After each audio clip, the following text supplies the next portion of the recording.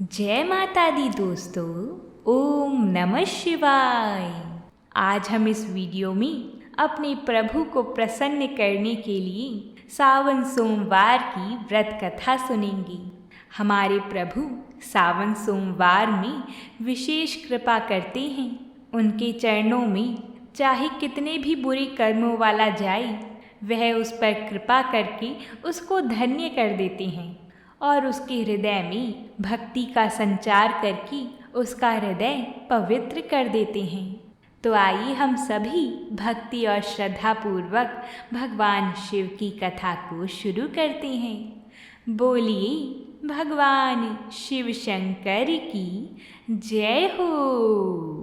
प्राचीन समय में एक समय भगवान महादेव जी और माता पार्वती जी के साथ भ्रमण करते हुए मृत्यु लोक में विदर्भ देश की अमरावती नगरी में पहुँचे।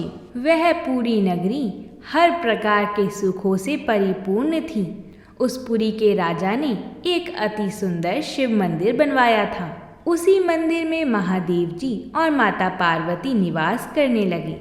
एक समय की बात है, एक समय माता पार्वती जी ने भगवान शंकर को प्रसन्नचित्त देखकर मन बहलाने की इच्छा से उनसे चौसर खेलने का आग्रह किया।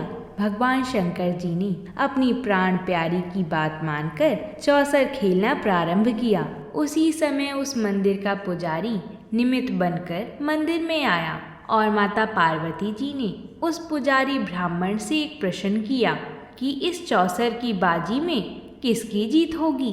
भाग्यवश ब्राह्मण बिना विचारे ही बोल उठा कि महादेव जी की ही जीत होगी। परंतु हुआ इसके विपरीत और थोड़ी देर में बाजी समाप्त होने पर माता पार्वती जी की ही जीत हुई।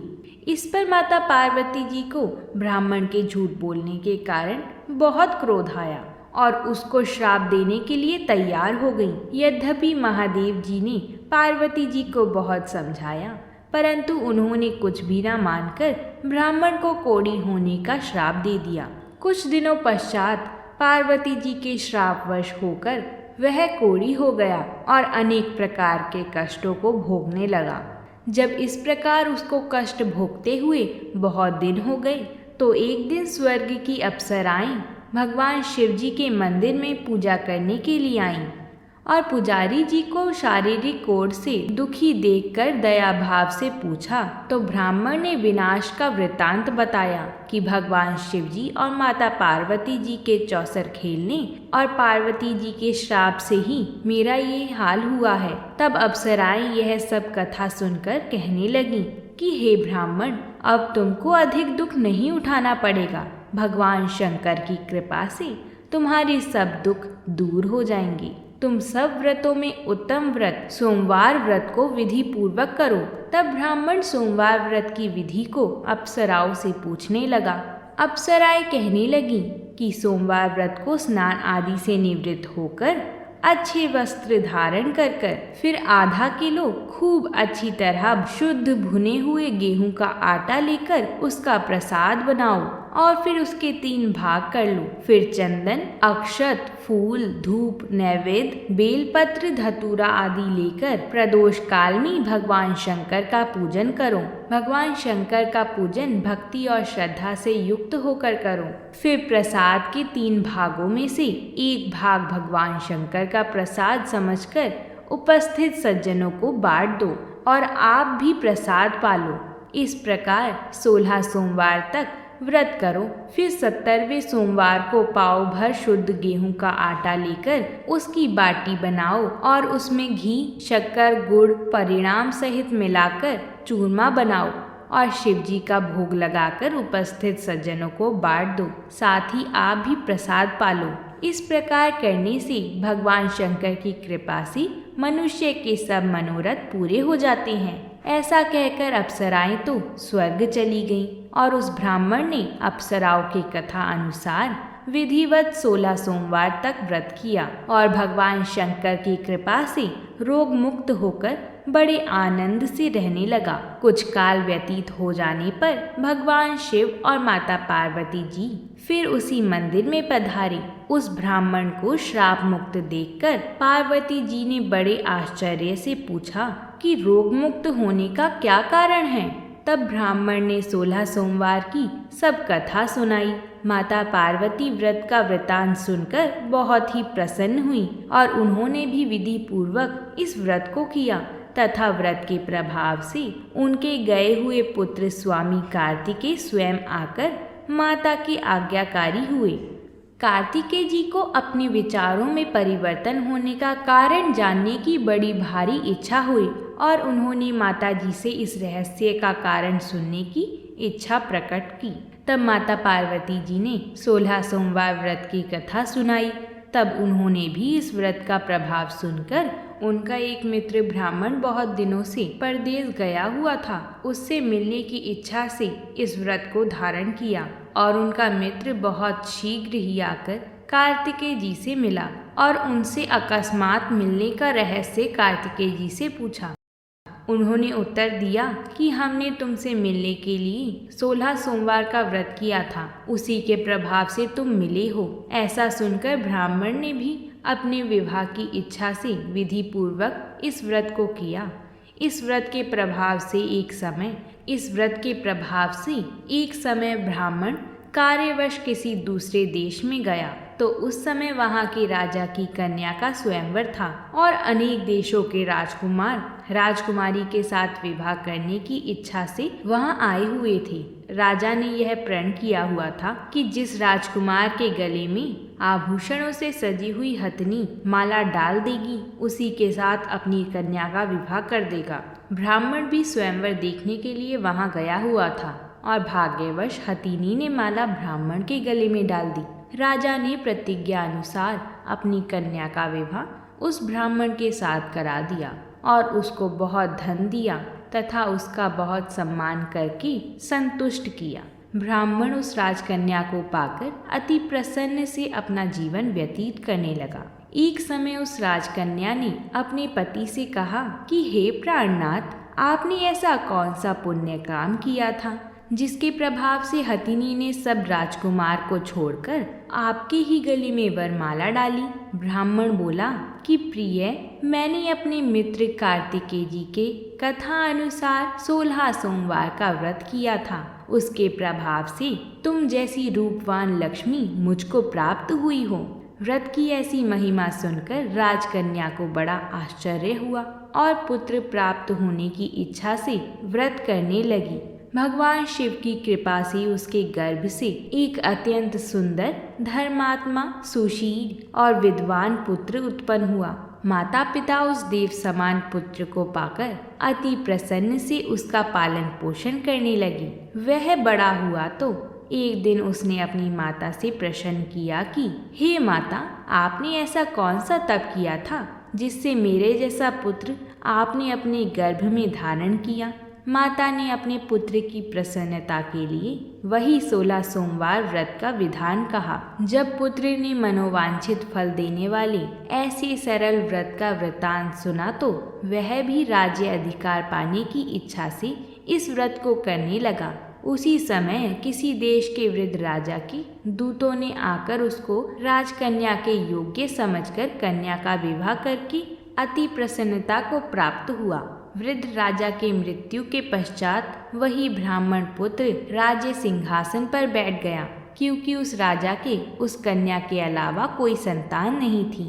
राज्य अधिकार पाने के पश्चात भी वह ब्राह्मण पुत्र सदैव 16 सोमवार का व्रत विधि पूर्वक करता रहा। वह 17वां सोमवार आया तो राजा ने पूजा सामग्री लेकर रानी को शिवालय चलने के लिए कहा, परंतु राजकन्या ने उसकी आज्ञा ना मानकर स्वयं शिवालय ना जाकर दास दासियों के हाथों सभी सामग्रियां भिजवा दी। जब राजा ने शिव जी का पूजन समाप्त किया तो आकाशवाणी हुई कि हे राजा, तुम अपनी इस रानी को राजमहल से निकाल दो, नहीं तो यह तुम्हारा सर्वनाश कर देगी।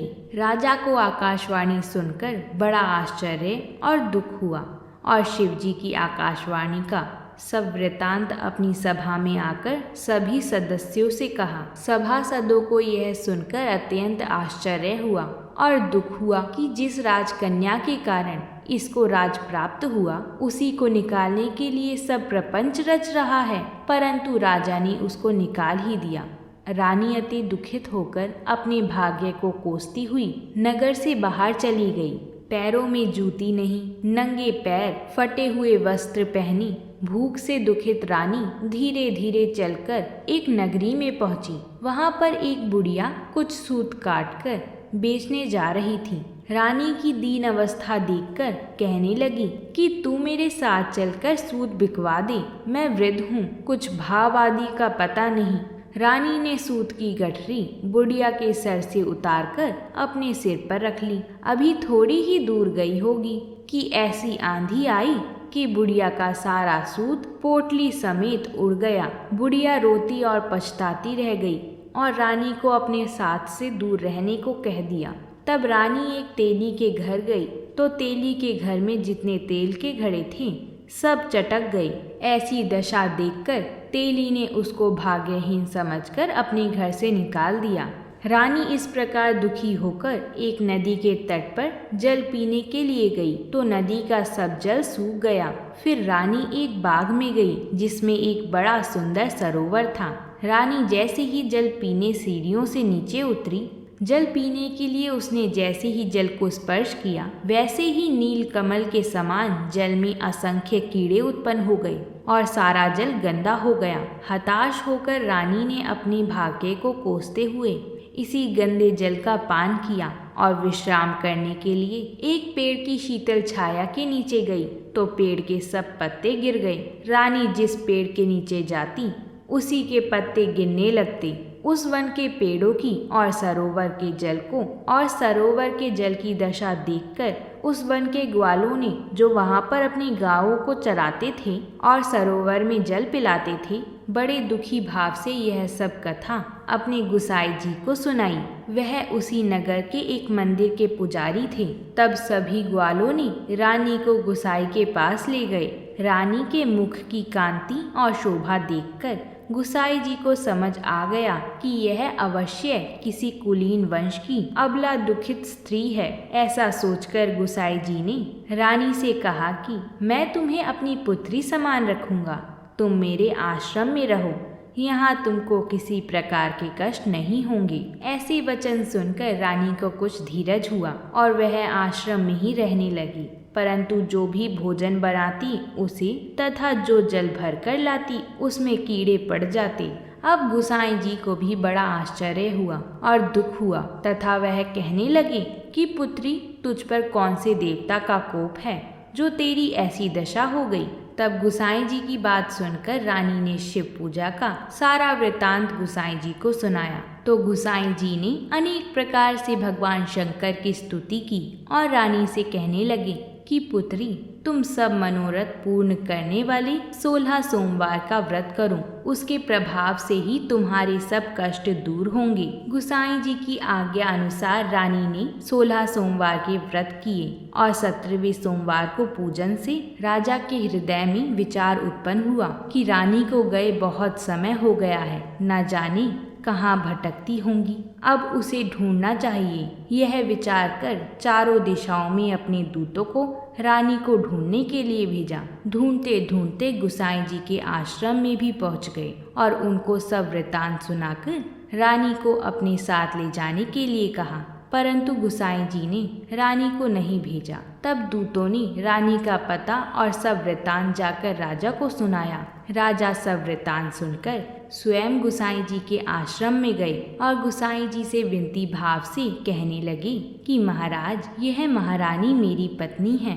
भगवान शंकर के कोप से मैंने इसको त्याग दिया था। अब भगवान शंकर का कोप इस पर शांत हो गया है, इस कारण इसको लेने के लिए यहाँ आया हूँ। आप इसको मेरे साथ चलने की आज्ञा दीजिए। गुसाई जी ने राजा की बातों का विश्वास करके रानी को राजा के साथ जाने की आज्ञा दे दी और रानी बड़ी प्रसन्नता के साथ राजमहल में आई। तब नगरवासियों ने नगर को खूब सजाया, सारे नगर में बाजी बजाई, घर घर जाके मंगल गान किए, विद्वानों ने वेद मंत्रों का उच्चारण किया और अपने राजा रानी का स्वागत किया। महाराज ने ब्राह्मणों को बहुत सा धन दिया। नगरों में जगह जगह सदाव्रत खुलवाकर गरीबों को भोजन खिलाया। इस प्रकार राजा भगवान शंकर की कृपा से अनेक प्रकार से सुख को भोगता हुआ बड़े आनंद के साथ जीवन व्यतीत करने लगा। अब तो राजा और रानी दोनों ही प्रतिवर्ष 16 सोमवार के व्रत करते और शिव जी का पूजन विधि पूर्वक करते और इस लोक में अनेक प्रकार के सुखों को भोगकर शिवलोक को प्राप्त हुए। ऐसे ही जो मनुष्य भक्ति और श्रद्धा से पूर्ण होकर सोमवार का व्रत करता है तथा भगवान शिव जी का पूजन करता है, वह इस संसार में अनेक सुखों को भोगकर अंत समय में शिवपुरी को प्राप्त होता है। यह व्रत सर्व प्रकार से मनोरथ को पूर्ण करने वाला है। बोलिए भगवान शंकर की जय, बोलिए माता पार्वती जी की जय। अगर आप सभी को हमारी ये कथा पसंद आई हो तो वीडियो को लाइक ज़रूर करिएगा। साथ ही कमेंट बॉक्स में हर हर महादेव ज़रूर लिखिएगा। प्रेम से बोलिए जय माता दी।